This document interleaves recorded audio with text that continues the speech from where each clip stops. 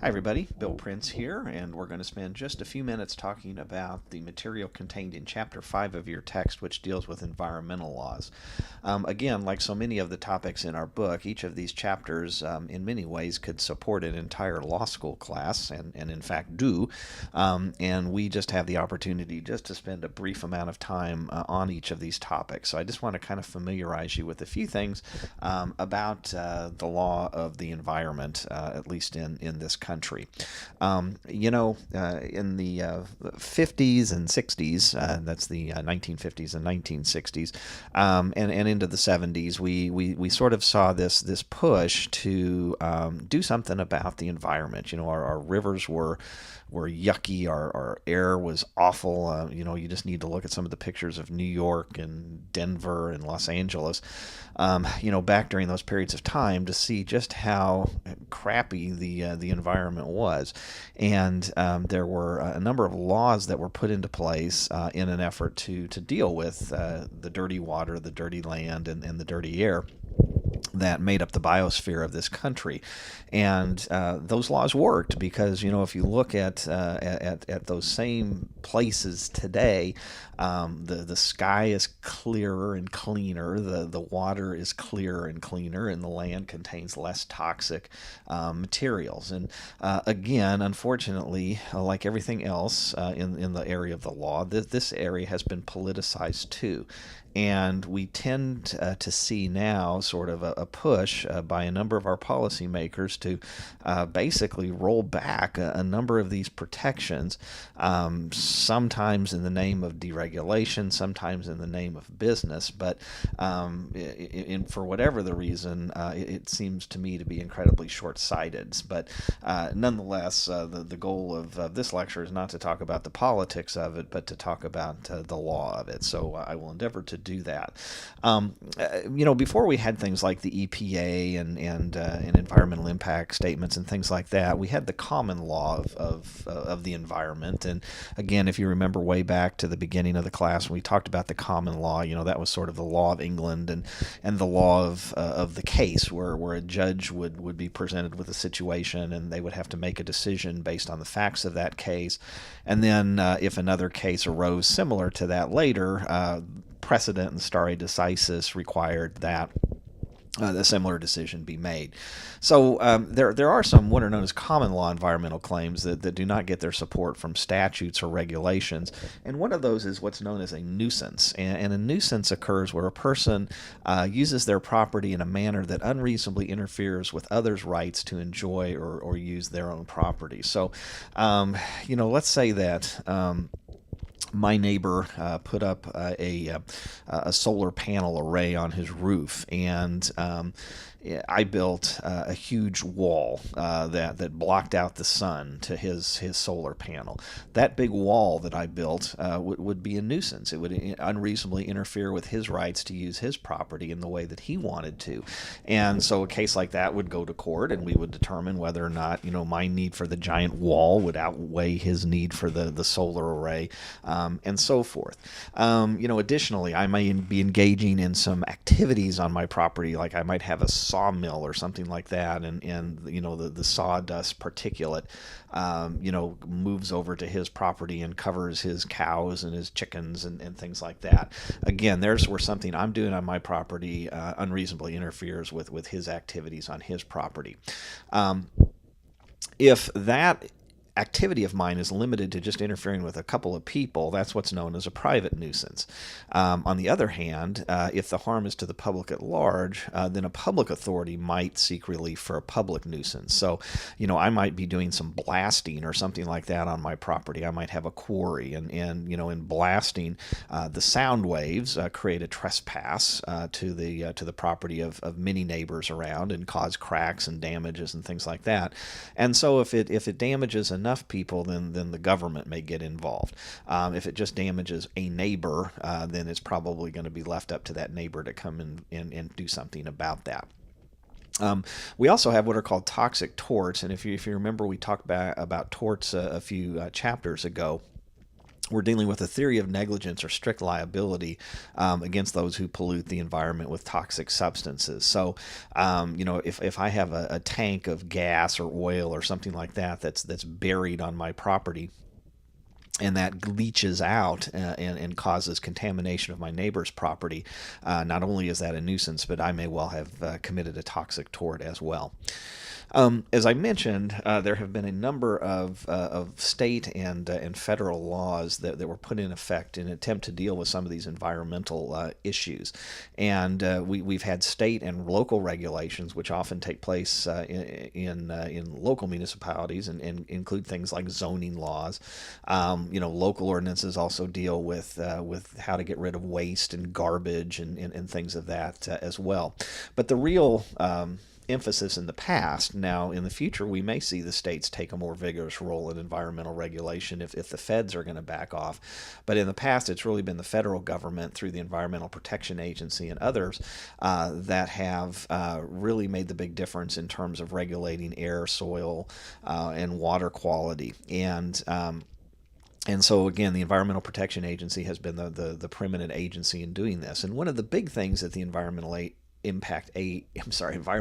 Protection Agency has done is it has required the creation of environmental impact statements. And basically what the idea of these environmental impact statements is if we're dealing with some sort of government work or governmentally funded project, then before that project can turn its first shovelful of dirt, there has to be an environmental impact statement which analyzes the impact of the action basically would look at what impact is this going to have on the environment, on the water, on the air, on wildlife that might surround it, and are there any alternatives which we could use to create this project, or different plans which we could use to create this project which would have less significant environmental consequences, and then are there going to be any things that this project will do that will cause an irreversible effect? Once a species is extinct, it ain't coming back, as they say. And one of the famous cases of environmental impact statements involved, and I believe it was the Tennessee Valley Authority project where they were going to build a dam, or they wanted to build a dam. And in doing the environmental impact statement, they found that this area was the lone home of this little fish called a snail darter. And this was like the only ecosystem that the snail darter had left. And they determined that, if this dam was built, it would lead to the potential extinction of snail darters. And, one thing we don't know, we think we know everything as humans, but we don't know what the elimination of one species, what impact that'll have on the rest of us in the long term. And in any event, in doing this environmental impact statement, the whole project had to be changed because of this little snail darter. So that's how the EPA and environmental impact statements can really have a profound effect on the environment. The EPA also deals with air pollution and air quality control, and we have a thing called the Clean Air Act. And the Clean Air Act empowers the Environmental Protection Agency to regulate pollution emissions from mobile sources, how much gunk our cars puke out, and stationary sources, how much stuff factories and power plants, puke off into the air. And again, I know science seems to be a debate these days, but at least to me, it seems indisputable that you breathe this stuff. It is not good for you. And again, the Environmental Protection Agency is empowered to come in and fine and sanction entities that are violating these standards. Again, we're seeing arguments about this that these are job-killing regulations and things like that. But while they may kill some jobs, they might keep people alive. And again, there's sort of the balance that we are playing there. There's also the Clean Water Act, which empowers the federal government to limit the discharge of pollutants into waters used for navigation, recreation, or swimming.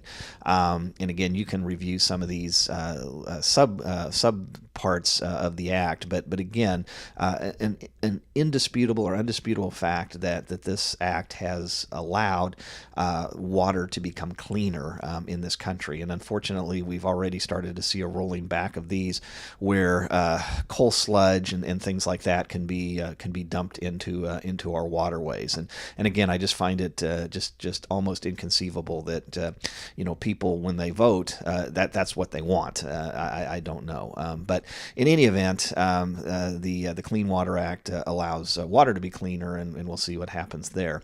And then we have what's called the Toxic and Hazardous Substance Act. We have created in our world chemicals that don't occur in nature, and that tend to have extremely long life cycles in the environment, and that tend to get into the food chain of the critters that are below us, and then sometimes end up in the food that we eat. And so the federal government has produced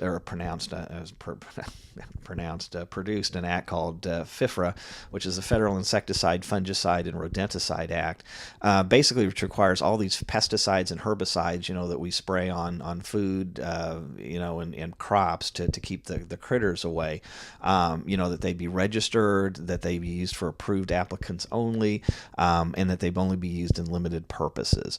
Additionally, we have the Toxic Substances Control Act, which requires manufacturers, processors, and others planning to use chemicals to first determine their effects on human health and environment, and empower the EPA to require special labeling, limit the use or production, or prohibit them altogether. So again, we tend to like to think we know everything, but we don't know what the long-term effects of a lot of these things are going to have on the environment and ourselves. So, but there are regulations at this point that do some good in that regard. Mention one thing here on this slide, which is CERCLA, the Comprehensive Environmental Response, Compensation, and Liability Act. And, again, back before we had a number of these environmental protections, people were just dumping all sorts of stuff into the ground. And I don't know if you all remember, this was the 80s maybe, with a little town up outside of St. Louis called Times Beach, Missouri.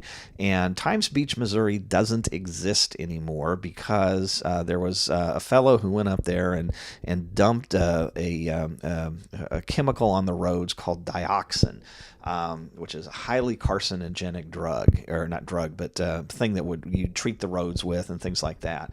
And, there was so much of it up there, and this stuff was so dangerous that they basically had to abandon the town. They put up a big fence around it, and I honestly don't know what's going on with it now, but you used to be able to drive, I think it was up Interstate 40, and you could see what was left of Times Beach. But CERCLA basically creates a situation where if somebody comes into ownership of property that has been contaminated, then the individuals who are in that line or potentially responsible parties may have the cost of cleaning up that site on their books, and these cleanups are just extremely expensive. For example, in the case of dioxin, the only way to clean the ground is to burn the dirt, and you actually have to bring in a special machine that is a dirt burning machine to get rid of this particular substance. And so once CERCLA was passed, sort of a cottage industry of environmental auditors was created, because anytime that you're going to buy commercial property, you darn well better make sure that before you sign on the dotted line to acquire title to that property, that you have had an environmental audit done on it to make sure that the gas station next door hasn't leaked substances onto that property, because if it has, you could be responsible for cleanup. Make sure that property was never used as a dry cleaning business or something like that, or dry cleaning chemicals may have been dumped, because again, you could potentially be on the hook for paying for that. So a very significant piece of legislation. All right, you can read that. And then these are some defenses to CERCLA, but again, it is very difficult to get out of liability if you end up with a dirty piece of dirt that you own. Okay, again, just a really brief discussion of some of the environmental issues that business has to deal with. You can find out more in your books and from the notes. But if you have any questions, don't hesitate to contact me, and we'll talk with you again soon. Take care.